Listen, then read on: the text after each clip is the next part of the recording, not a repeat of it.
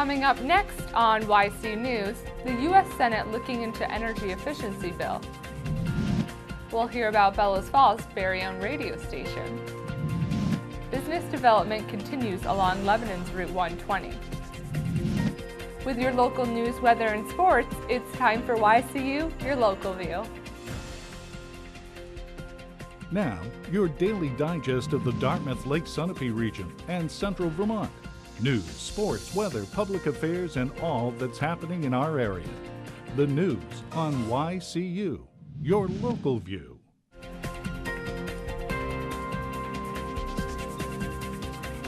Good evening, and thank you for joining us for our Thursday edition of YCU News. I'm Ashley Perkins. An energy efficiency bill that the U.S. Senate will study when Congress returns from the summer break is the first bill in 6 years addressing reducing the country's dependence on foreign oil since 2007. U.S. Senator Jeanne Shaheen is a sponsor with Ohio Republican Senator Rob Portman of a bill that, if it passes, would create jobs and reduces people's utility bills. Plus, the nation could become less dependent on foreign oil sources. Shaheen met with residents and leaders of Lebanon and Charlestown, New Hampshire, Wednesday. In Charlestown, she highlighted the work of the Student Conservation Association. The outdoors in New Hampshire is key to the state's tourism and business industries. So that it remains in tip-top shape, the new community center in Claremont will close for several days at the end of August. Parks and Recreation Director Scott Hausler says the time will allow staff to maintain the center's equipment and features. Yeah, so the main purpose of our preventative maintenance and care of the facility in order to close the building is to take care of some things in the building that are general preventative care maintenance on HVAC systems, as well as the building in general itself. And we kind of look at this similar to a NASCAR race. So if you have a 2-hour race, how many pit stops does a NASCAR driver take throughout the course of a race to do several things? Clean the windshield, fill up with gas, do some alignments and adjustments on the mechanical systems, as well as fill up with fuel and get back out there so they can continue to run the race that they're doing. So that's how we look at what we're doing here in our preventative care and maintenance of the building. A typical week, if we did a whole week, we'd be looking at 90 hours. We didn't want that impact. We wanted a less of an impact. So doing the 2 small preventative maintenance and care operations that we need to do to keep the building in top shape, A1 shape, it's only going to have a 47-hour impact on the public. So we feel like that was the best choice in moving forward doing our preventative care and maintenance on the building. New Hampshire health officials want residents and visitors to enjoy the outdoors but avoid getting bit by bugs. A case of West Nile virus is now on record in the state. West Nile virus is spread to humans by mosquitoes. Lyme disease remains a health issue as tick bites can lead to persistent illness. State health expert Dr. Jose Montero says people should wear long-sleeve shirts, pants, and apply bug spray. Don't let puddles of water collect near your home. For example, don't leave old tires outdoors because the rims can fill with rainwater, a magnet for mosquitoes.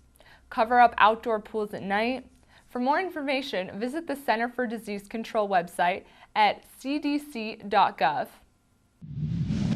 There's another part of back-to-school preparation that parents or guardians need to be aware of: vaccinations. New Hampshire state law requires that children be vaccinated to prevent the spread of illness. These include measles, mumps, rubella, polio, and pertussis, or whooping cough. Youngsters under the age of 19, including children attending daycare, must have current immunizations. Students entering college also are reminded to check with their school on vaccination required before classes start. Adults also may want to check with a doctor about their own vaccination needs. A booster shot is recommended for adults every 10 years. To learn more about this, check out the state's Department of Health and Human Services at www.dhhs.newhampshire.gov. Business development continues along Lebanon's Route 120.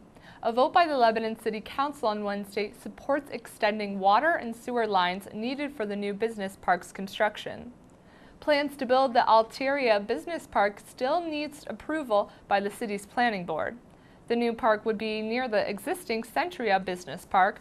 Dartmouth-Hitchcock Medical Center lies near that Route 120 section. The Alteria complex will include retail and office space, plus 136 residential condominiums. Lebanon's planning board needs to approve the new project, reports the Valley News.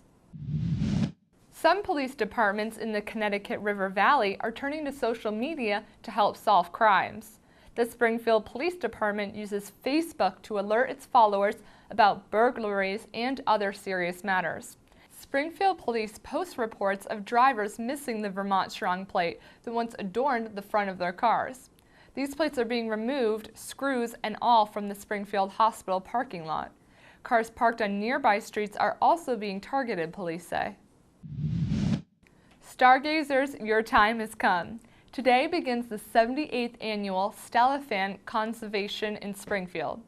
The gathering of the amateur telescope makers on Breezy Hill runs through Sunday. The program, people from coast to coast gather each summer in Vermont to talk about all things astronomical related. A contest will determine who built the best telescope. Kids of all ages are encouraged to attend.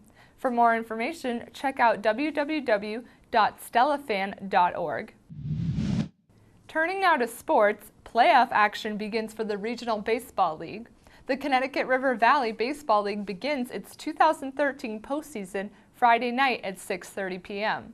That's when the Walpole Wild Blue take on the Keene Black Dogs at the Walpole Baseball Complex, says league planner Kevin McCainley.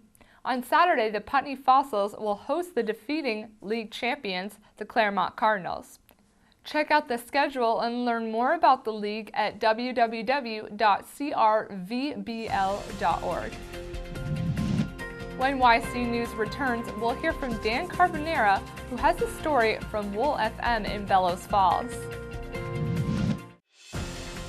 The YCU News continues in a moment.